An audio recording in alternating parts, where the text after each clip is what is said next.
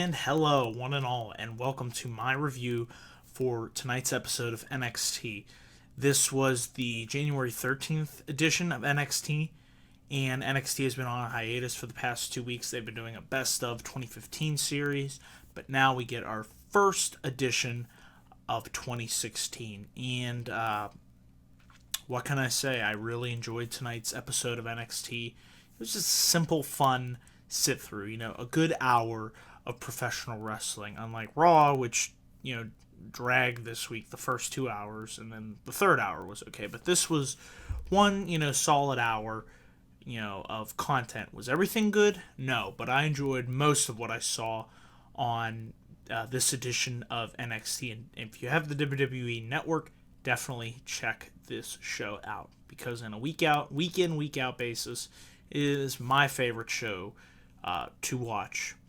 So, yeah, with that, let's get into my thoughts on what took place tonight on NXT. We kicked things off. We had Sami Zayn make his return to Full Sail University. Sami came out, the crowd goes crazy, and he cut a really nice promo saying how it's good to be home, and how talking about his support from the fans. And he also made note to mention that he has a goal, that he wants to become the first ever two-time NXT champion. He wants to win back the title that he lost to his former friend Kevin Owens. Eventually, Joe cut him off. Samoa Joe made his way to the ring, and Joe said he took Balor to the limit, and he should be the one that is most deserving of the title shot. And then Baron Corbin came out, interrupted Samoa Joe, and Corbin said he himself is the uncrowned NXT champion. And Joe made this nice comment about he wasn't sure how many brain cells that Corbin lost when he choked him out at Brooklyn. So look at that. I like how they're connecting the dots. Joe versus Corbin at Brooklyn. They're bringing that up all the way in January. So it's just nice having that continuity, something that we don't really see too much on the main roster. While Joe walks away, he begins to walk away, Corbin eventually tries to attack Sami from behind, but Sami gets a nice comeback in. Joe tries to make a sneak attack on Zayn, but Zayn is able to turn away, and this closes off this segment. I thought it was a nice way to open the show. Definitely interesting seeing all three guys in the ring at the same time. Don't think we've ever seen all three of these guys in the ring at the same time. Let me know down in the comments section below if we have. I thought it was a nice promo, good way to start the show. And then later on, William Regal would announce that in 2 weeks, there will be a triple threat between Sami Zayn, Samoa Joe, and Baron Corbin to crown the new number one contender for Finn Balor's NXT Championship. And all I can say is, cannot wait for 2 weeks. January 27th, it's going to be a kick-ass match, and I'm sure these guys are going to tear the house down. So it'll be interesting to see who wins that match and becomes the number one contender. Backstage, Bayley said that she was happy to survive her battle with Nia Jax, and she's interested to find out who would become the number one contender, because they had announced that a women's battle royale would happen, in which a number of the NXT women would compete in order to determine who would be Bayley's next opponent. So I liked that they announced a women's battle royale. I thought it would add something definitely different, change things up, and I was unsure of who would win that. But we'll get into that later on into the review. We also had the announcement for the NXT year-end awards results.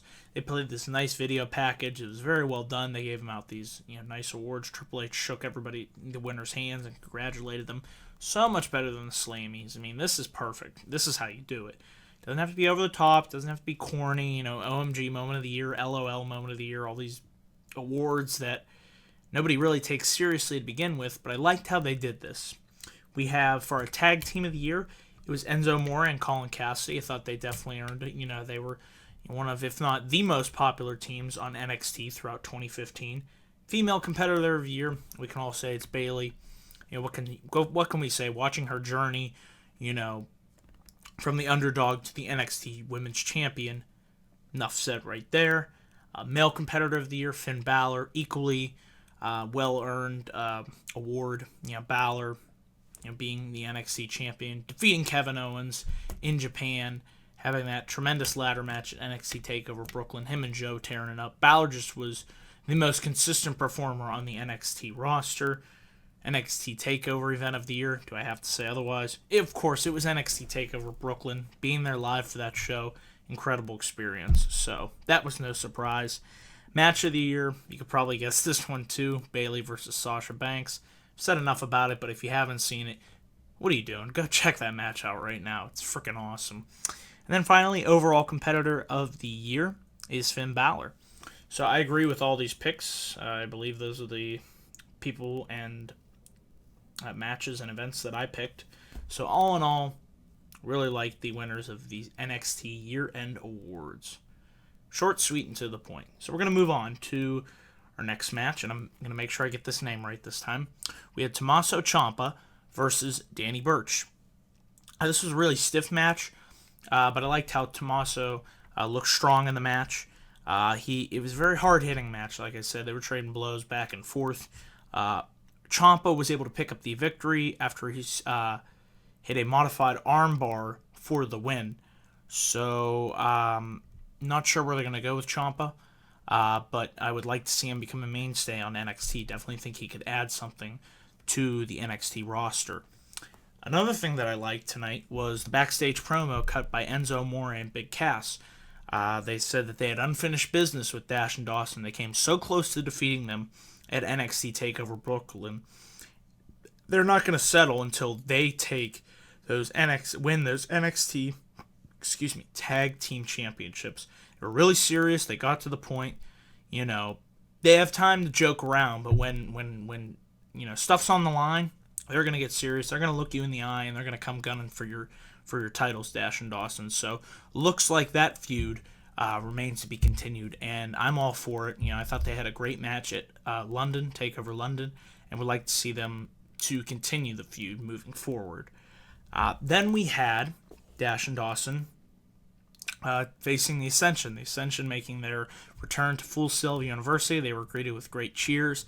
And I just look at a team like the Ascension, and I shake my head because they might not be the greatest tag team, but they were I believe the longest reigning tag team on NXT. They had a nice run with the titles. They were displayed as this dominant, unstoppable force. And then they get to the main roster. I had some expectations, not the greatest, but I expected them to do something with them.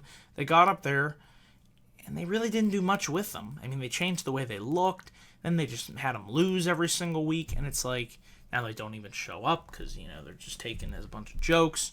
So my thing is, why would you call them up if you're just going to have them lose and do nothing with them?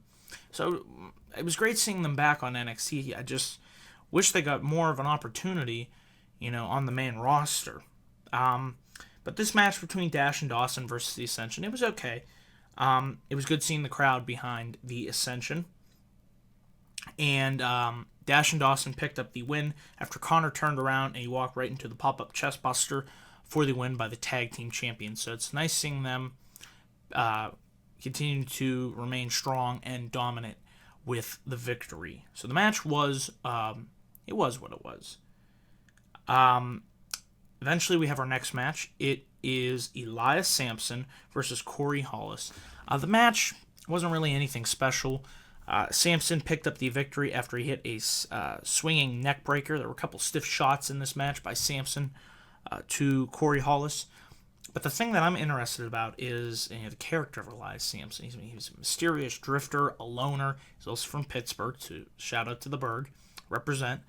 So I'm interested to see where he goes as a competitor because I do see potential in him as being a part of the NXT roster, and I would like to see how he develops over time as a competitor on NXT. So it wasn't really the greatest match, just really interested in the character of Elias Sampson, and I definitely want to see more from him.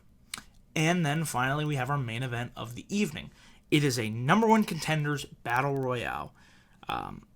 This match featured Asuka, Eva Marie, Leah, Cameron, Liv Morgan, Dana Purrazzo, I hope I pronounced that right, Alexa Bliss, Carmella, and Billie Kay, Peyton Royce, Emma. I think I mentioned everyone in this match. It was an enjoyable battle royale. I was hoping for Asuka to pick up the win. However, that did not happen. She was eliminated by Eva Marie.